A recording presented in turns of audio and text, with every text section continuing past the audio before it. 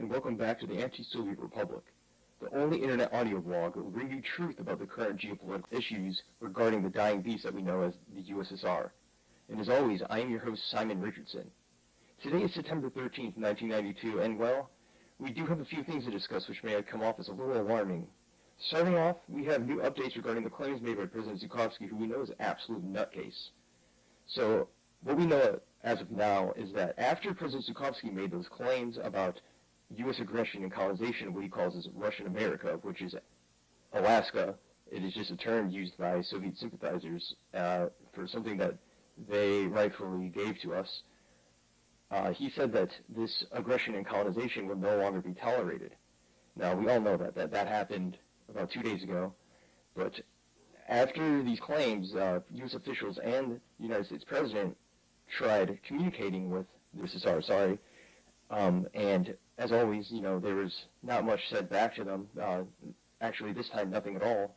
But, that's not as alarming as it seems. This isn't the first time that Soviets have ignored what we have asked them after they've done something or said something. But what I'm going to tell you next may be seen as some paranoid nonsense or a coincidence, but we have been given information from our sources claiming that several U.S. landmarks and other important U.S. infrastructure have been victims to domestic terrorism. Now, with only saying this, you might be saying to yourself, Simon, that could just have been like Iranian terrorists, or it could be neo-Nazis. These are the things that we've been dealing with recently in the last couple of years. But what I'm going to tell you next is what may make it seem a little bit more weird. So, after one of these attempted terrorist attacks, domestic, quote, U.S. law enforcement and the FBI have released information about this lone wolf, they say lone wolf attacker. Now here I will quote exactly what FBI Director William Cragen said. After the attempted attacks that were targeted towards a U.S. Army recruiting center we had breached and investigated the attacker's apartment, where we did find numerous pieces of literature that are related to radical communism, we also discovered many blueprints for explosive devices and weapons. And lastly, we found pieces of, quote, this is all quoted, but this is the part that's a little bit interesting to me. I mean, this is all pretty interesting, but they say foreign military equipment. Now, they don't really specify which type. They don't say if it's something that was bought commercially through, like, a store around here, like a surplus store. They just say foreign. Now, I bring back that foreign military equipment thing because, with another example I have to show you that also states something like foreign military equipment. But that was all that was published publicly by the FBI. But to me, I don't know about you, but to me, this seems like a perfect example of the USSR trying to destabilize the United States.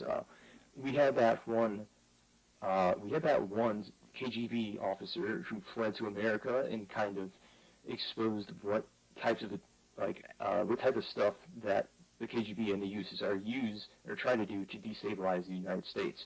Now, it seems exactly like textbook to this. We've seen other lone wolf attackers flat out do stuff towards national parks, which is interesting because you haven't really seen domestic terrorism like this in the past. Now, we've had things that were done by neo-Nazis and other types of communist attacks, but mostly communists have done smaller things like hostage crisis situations and stuff like that.